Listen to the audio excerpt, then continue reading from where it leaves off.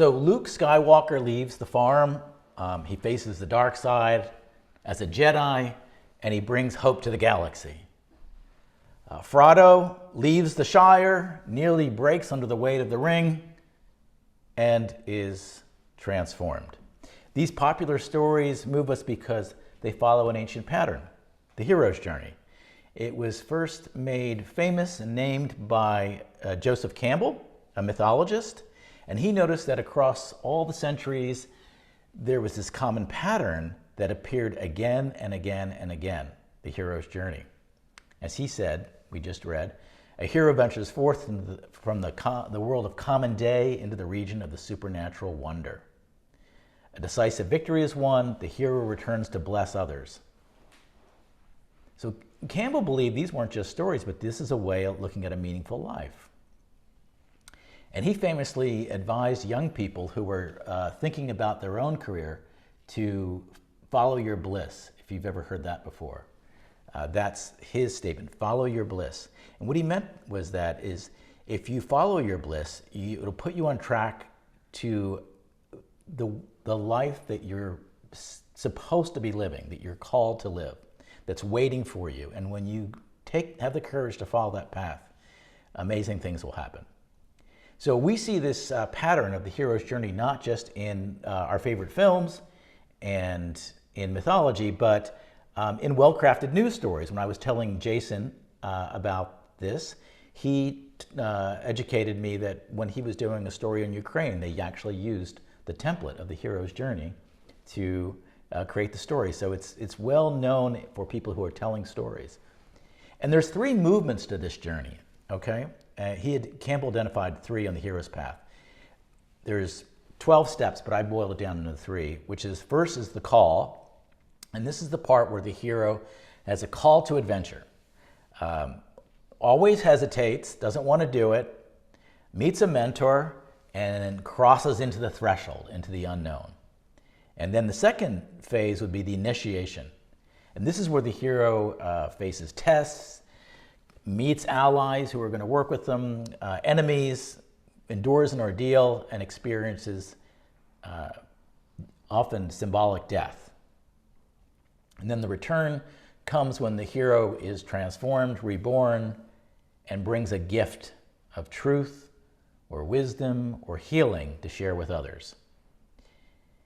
And the reason why this story is so powerful in mythology is because spiritually it's true of our lives. And the Christian story is the story inviting each of us to engage in a hero's journey. In the story of Jesus, he follows that arc perfectly. He moves through those essential phases. In the beginning of his ministry, he's called. You all remember that, where he's baptized. And you are my beloved son, with whom I am well pleased. God calls him out of a carpenter's life, and it's a divine summons. It's clear, it's public, it's unmistakable. And then we go into the initiation phase. It's also known as the threshold. And immediately the Spirit leads him into the wilderness. He faces 3 temptations. He refuses them all. He then returns to have a ministry after overcoming the temptations. The important part of that is the temptations don't weaken us, they actually forge us. So when we go through difficult times, that's actually spiritual formation. And then there are trials involved, his ministries, his healings, confrontations with political authorities, compassion for outcasts, allies among the disciples, enemies among the religious leaders, and eventually we have the death, the cross, the descent into darkness. And then finally, it all wraps up with the return. Death is defeated, Jesus rises. Campbell says that the hero brings back an elixir or a gift. He brings something new to the world. So that's the good news of the gospel, the way to live our lives shared by Jesus. So Jesus' life is a perfect example. I know that when I was in high school and I didn't do the reading for English literature class, and I was told to, what do you think of the book? I would say, well, it definitely follows the life of Christ. And I was always right. And they were like, wow, that's really brilliant. Because so much of life follows this pattern. So many books follow this pattern. So Swedenborg, who went through his own hero's journey, I mean, he was a world-class, it's hard to understand this, but he was a world-class scientist. He was the top of his game in globally. He was meeting with Newton in England and meeting with all the various scientists. And then he feels this call, and he hesitates because he knows if I follow this call, I'll be considered a crazy man, you know, giving up the scientific path. And then he eventually does get attacked. His books are attacked. He's attacked. But he has this transformation in writing all his insights into Scripture. And he created, essentially, long before Joseph Campbell, these paths to spiritual transformation. There's 5, and they fit very closely with Campbell's. The first is the call, learning the truth. In religious language, it would be called reformation. And that's when the truth finds you. In one of my amazing sermons that you love so much, you're sitting there and you're like, wow, this just hit me. This is something deep. I've got to do something about this. Or whatever it is, but you read a book, you watch a movie, a friend has a conversation with you, but you are hit with, there's something deeper going on. Maybe you're reading the Scripture for the first time, it makes new sense. So this is the call. This is a place where you're kind of invited out of your normal life, your normal path. It's a call to adventure. You leave the ordinary life. And when that happens, angels support you, as they did Jesus in the wilderness. But also, it's very cool, mentors come into your life at this point, mysteriously. Someone will come into your life if you're doing it and give you the guidance and the wisdom. Usually the mentor will say, hey, I've done this myself, and it's going to work out, because it's very scary. I know in my own life, you'll go through these cycles at different times, but I remember leaving Massachusetts, where I had a great job with the state government and guaranteed income, to go start a new thing, to work on civil rights and AIDS funding in Washington with no guaranteed funding. But I felt like it was a call that I couldn't ignore. And you get those moments. And I felt it too when Church of the Holy City asked me to be the pastor.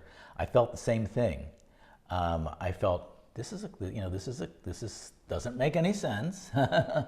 There's 4 people. It's not, it's a big church with 4 people, but you feel that call and you pay attention to it. So this can happen again and again in your life, and it does happen again. So maybe you've had a time in your life where you have felt a special call, and you probably had it repeated times. It does not stop. This isn't like you have it in your youth and then as you go into your old age, it stops. No, the cycle continues.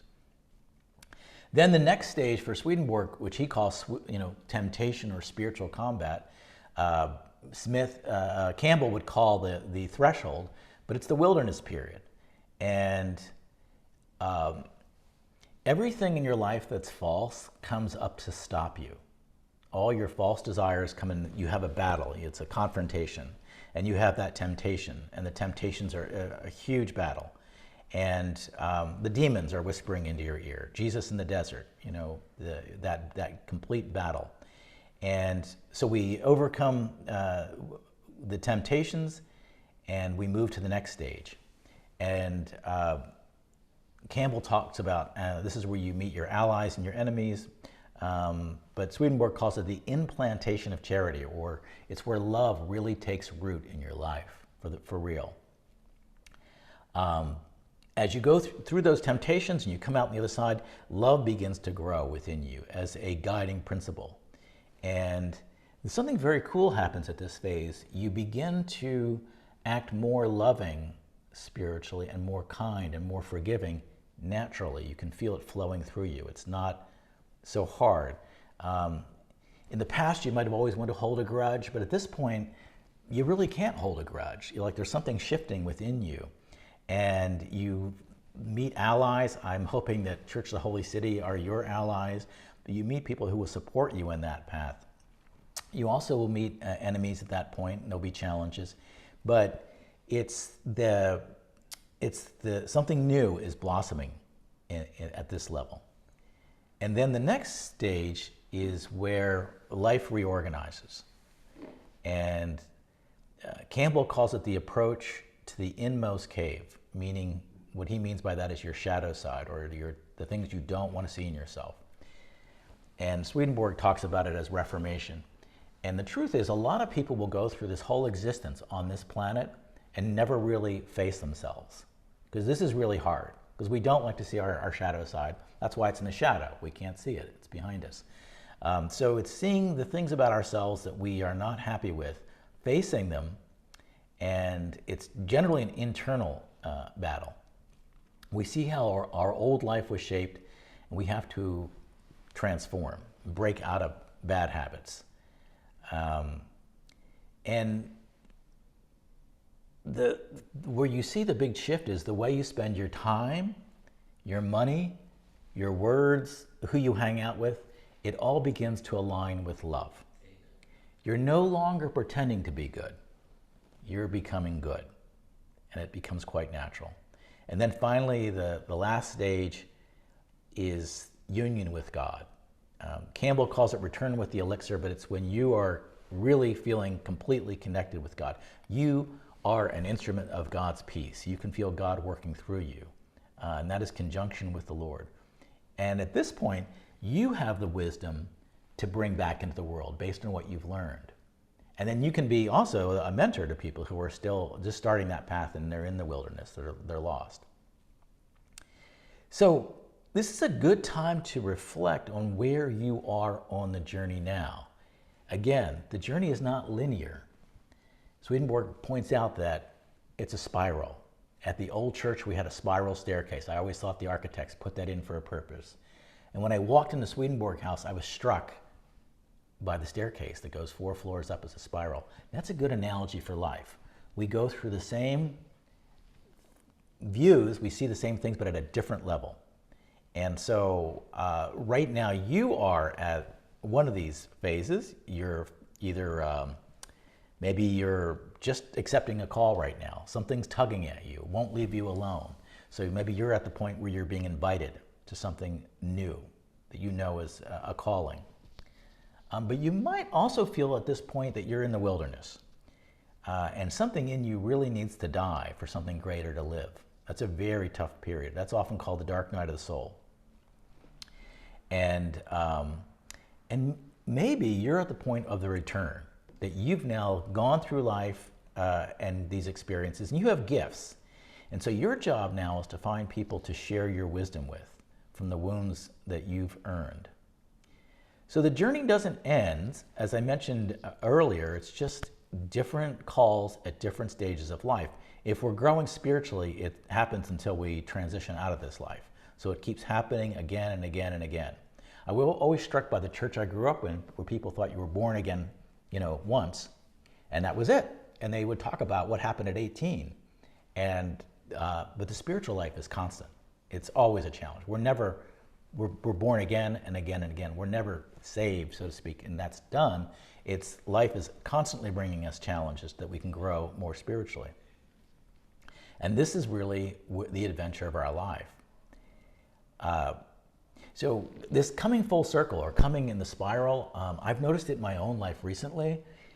The other day, a friend of mine who I met in Washington more than 30 years ago came to the house to meet me, and he looked at the address and he said, well, we were going to go to get lunch, and he said, oh my gosh, do you know who your neighbors are two doors down? Do you know the significance of that? I said, no. Do you ever remember being there? I said, no. He said, yeah, I first met you when you gave your first ever speech in Washington, 2 doors down. And I was like, I do remember, but I was from Boston at the time. I didn't know DC, so I was in and out. But to me, it was very symbolic. First, it was a coincidence, and I realized I'm coming full circle, so maybe there's a new challenge, a new call. So pay attention to those moments in your own life, because we have that ability now to come full circle in our lives. And that's really where we are spiritually. You are in the hero's journey. Maybe you're at the beginning, an invitation to something new. Maybe you're at the point where you're having tough times, or maybe you're at the return. But whatever it is, stick with it, come with it, and try to be the hero that brings the blessing back to others. Amen.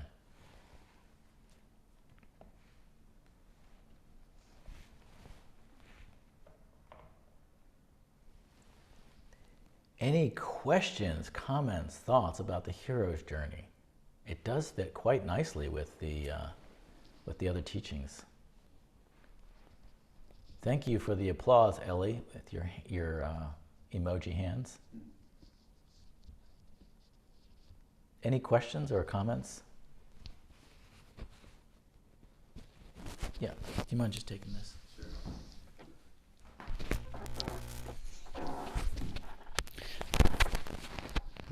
Thought that came to mind for me was that the calls, when they come, they're not always welcome by you. I mean, an example, it's a very tiny one, is I didn't feel like coming here today. I was comfortable on the sofa. I felt like, I'm just I'll call in on Zoom. Nothing wrong with that, of course. But at the same time, I felt the call to come. And so there's that moment of choice where if I spend too much time thinking about it, I could rationalize my way out of not following that call, not listening to that call. And I always feel that, that's a very, petty example perhaps, but I feel like that's one of the hardest parts of the journey, is the beginning, is getting yourself to just say, okay, I'm not gonna just keep thinking about this. I'm just gonna go. Just the go, not go moment to me is an interesting one that we wrestle with. Mel Robbins, I was just reading her book, The Let Them Theory, and one of the things she says, is there is that spot when you have to just do it and not think about it. Whether it's going to the gym or something much bigger and more important than that, where you just take the leap. The thought that came to mind today. And I'm glad I'm here. Thank you. I'm glad you're here too.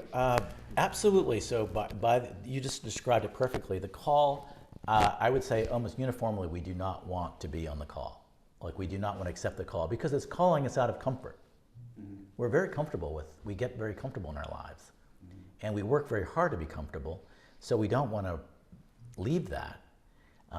So Luke is like living this farm lifestyle in Star Wars, and Jesus is a carpenter, and Swedenborg is a scientist. Or in my life, I was just wanting to be a assistant minister at the chapel. So it is a call into the unknown, and none of us really want to go into the unknown. Or it's just like you said, just getting off the couch and moving. So that shift. So the call is almost always invariably unwelcome. And when you see it in movies or stories, very often, to make it even more dramatic, the story will have people say, you shouldn't go. Like, everybody tells you not to do it. In people's lives, they'll have like, don't marry her. Don't, whatever you're about to do, don't do it. Nobody comes back from there alive, that kind of thing. It's very dramatic. So in drama, it's even more enhanced because everybody tells you it's a bad idea. So it makes the call even more dramatic. Glenda, I'll see your hand, I see Joy's hand. Did you have your hand up, Glenn, and then we'll go to Joy? Go ahead. I did. I saw the title of your sermon today, and it made me think in terms of our entire lifespan. And it seems to me that folks who are able to traverse from childhood through adolescence, young adulthood, and beyond, and if they have succeeded in any kind of way, if they've had some joy, if they've been able to create something that's beautiful in their life, that is a hero's journey, because we've all been through a battlefield of some kind and overcome to some degree and continued on. And we found allies. We found people who love us. We found wise folk who can guide us and direct us. The other thing is the call. I remember being a child of about 9 years of age when I felt God calling me into the ministry. And my answer for 17 years was no. I did not want to go into ministry. And finally, Dory and I met, we married, and she was able to help me make that decision. And so there was that call. But in 2016, I was kind of fed up with 40 years of ministry and wanted out. And so I retired. And for 3 years, I did absolutely nothing. I attended church, but was not desiring to be a leader, not desiring to be a pastor. But I received a call again. And so 3 years later, in 2019, I started again. And I find that this is, I believe, the most fruitful time in my ministry. Wow. That's a great example that this is not like a linear thing, like it's something that happens, you get the call in your 20s and then of course you finish the journey. If you're open to spiritual growth, you'll get called again and again. And I would say the same for me. I would say that I fought the call, for example, of leading this congregation. I fought it pretty aggressively and for a variety of reasons. And but I feel like has been one of the most beautiful things in my life. It's been a gift to me. When you do accept the call, it is bliss. And that's one thing people misunderstood about Joseph Campbell's quote. It's been used a lot. Follow your bliss, and it's often interpreted as like do whatever makes you feel good. And that's not really what he's getting at. I think I've read enough of his stuff or seen enough of his interviews. He's saying, tap into that enthusiasm that you have in your life, like something that really brings you to life. And you can feel the difference of someone who has been following their enthusiasm and someone who's been kind of following a successful career path without enthusiasm. And I can say it's not a pretty picture when you get to be 60 and you've not followed any enthusiasm, but you do have all the financial stuff lined up. And you've got all the titles, but it's not, the spirit didn't grow. So I really admire you, Glenn, for, I admire Dory for pushing you off the couch and getting you to accept your call in the first place, but for doing it again and then finding it so engaging. And I know that's a church that maybe the one you're at now, you probably wouldn't have taken many years ago, but what's important changes too. So I love that story. That's beautiful. Thank you. Joy and then Ross. So I just want to remind everybody that none of the Old Testament prophets actually wanted to be prophets, and they resisted as much and hard as they could. There's a lovely line in I think it's Hebrews, which is, it is a fearsome thing to fall into the hands of the living God, which is kind of what it feels like when you keep saying no and you keep being turned around. And be alert. For me, it was being alert to all the little whispers, one of which was on a BART train coming home after a very long day of doing clinical pastoral education in an acute care hospital in San Francisco. And it was very clear to me that I was to grow where I was planted, get started doing it, and to do things that only I could do. And it took me several years to wrestle with those three things. And it wasn't until the pandemic that I was able to craft something that made sense of that. So keep reflecting on those moments that may startle you because you're staring out the window of a train and you're really not thinking you're having a spiritual moment, and you may be surprised. I love that, Joy. Two camps. One, such a good point about the prophets. I mean, the most famous maybe is Jonah, who really doesn't want to go and speak to Nineveh, but then he runs away and gets eaten by a whale. And the point is, like, you're not going to get away from this. Go back and do your call. And I think that's true. I actually think you will end up being eaten by a whale if you don't follow the call. So the call is scary and tough, but if you don't do it, it's not a pretty picture. You can live a life by avoiding all conflict and all challenge, and it doesn't develop the soul. So I love that. I also love that it comes to us in the most mundane places. The BART train, but it could be a coffee shop, it could be a conversation with someone, it could be watching a movie, where that voice, and you just pay attention. So I love that sharing. Thank you, Joy. Ross. Yeah, I was interested in the idea that you have to be a hero to, follow your bliss. Because at the time I was deciding to figure out if I could make money in trains, I thought of myself at the time as sort of a coward for not being willing to accept a life's work other than something that I really wanted to do. I guess I had the vision that the world is full of people who are, um, you know, working to live instead of living to work. So, um, so it's sort of like becoming a hero without really thinking about it or something. Yeah, you had good guidance because your intuition was dead on, right? Because you had just the opposite. I would say for young people that I meet, it is definitely find a job that you don't particularly like or care for, but that will pay well, and then you can do good on the side or after or on the weekends or when you retire or something like that. And that does not lead to peace and happiness. And you incorporated your bliss right into your career. So you probably had also good mentors and folks and leading you, but that is just the opposite. And I think our culture has gotten tougher and tougher and tougher. When I'm coaching or counseling young people, particularly high school or college now, they're so stressed out that they're going to make the wrong move because they've been sort of told if they didn't get into the right kindergarten and the right high school and then the right college, that they will be a failure financially and they will not achieve anything. That's a lot of pressure.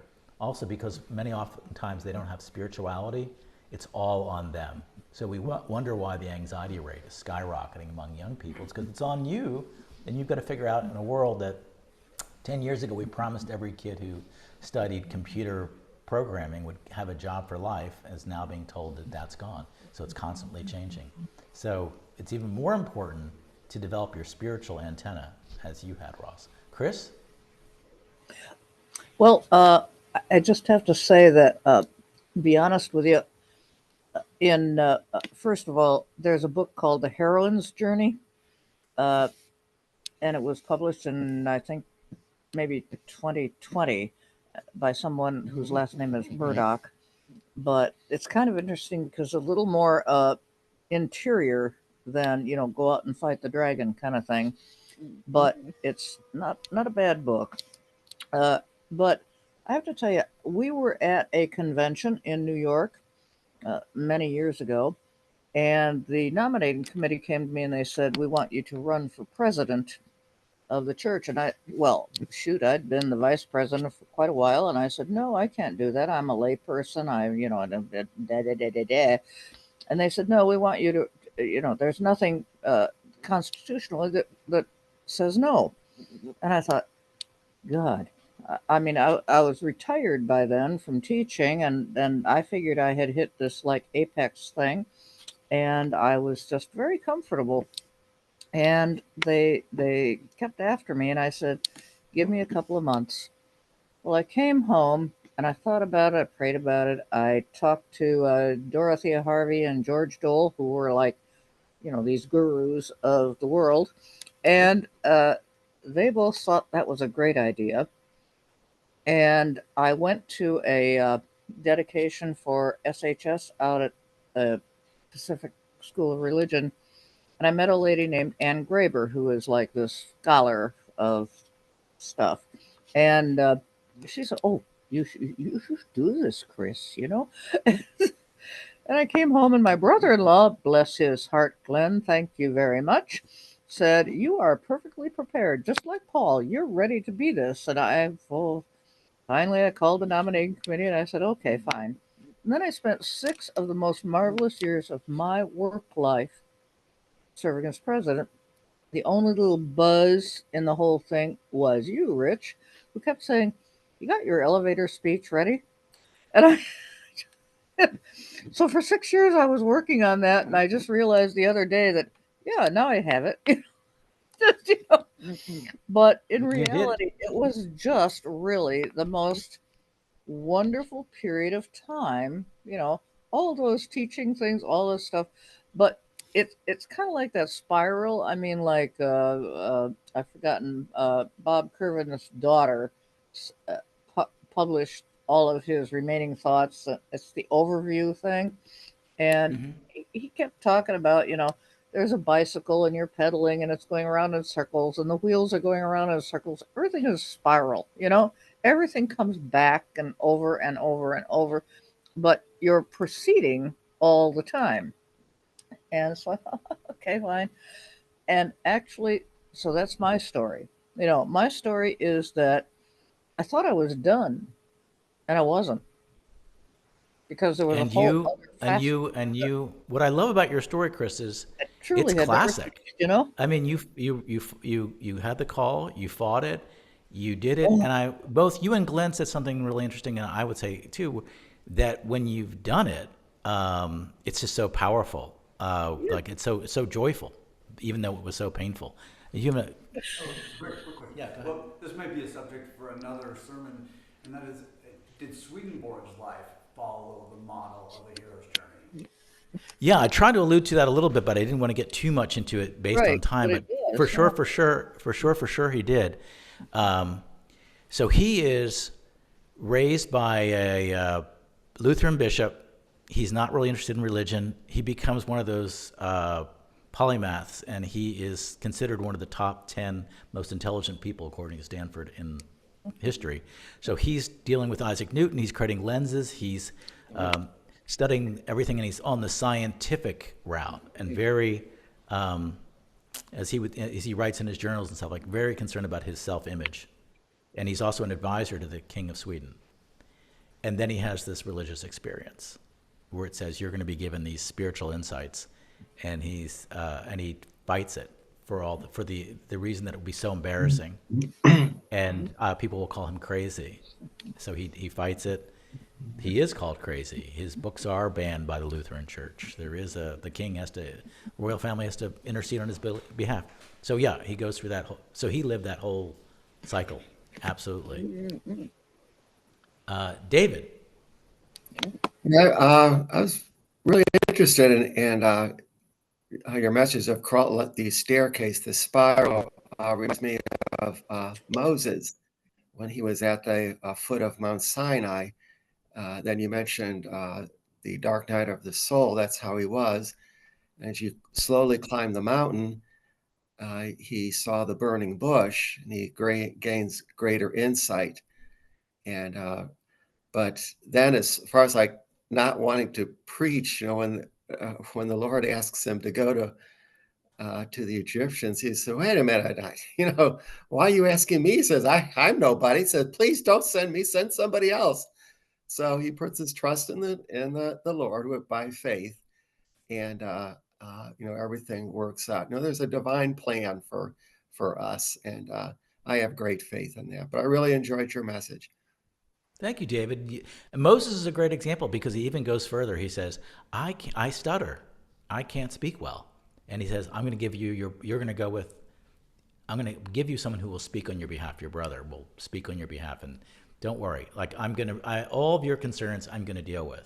But he did it. Interestingly enough, he was a stutterer, evidently Moses, and evidently Swedenborg was a stutterer, had a speech problem and got very nervous about speaking.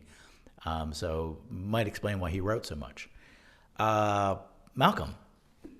Yes, as I think you may remember, Joseph Campbell is one of my favorite authors, and it might interest members of our congregation to know that two Swedenborgians, Robin and Stephen Larson, wrote a wonderful biography of the life of Joseph Campbell, A Fire in the Mind. And that is well worth reading. And of course, if the series done with Bill Moyers is repeated, I would urge people to watch that as well. Thanks. I did not know about that book. I didn't know the Swedenborgian direct connection like that. So that's very cool. We can put that in the newsletter. And Bill Moyers, you can get on YouTube, and you can watch The Hero with 1,000 Faces, I think is what the series was called. Bill Moyer interviews him. And it holds up. It's really good. And I bet it's on YouTube, and you could probably watch all the episodes now. So nowadays we don't have to wait for PBS to run it again. So great suggestion, Malcolm, and I had forgotten about that. And I did not know that Joseph Campbell was one of your favorite authors. But it kind of makes sense because You have a mind that understands archetypes, and that's what Joseph Campbell is really great with.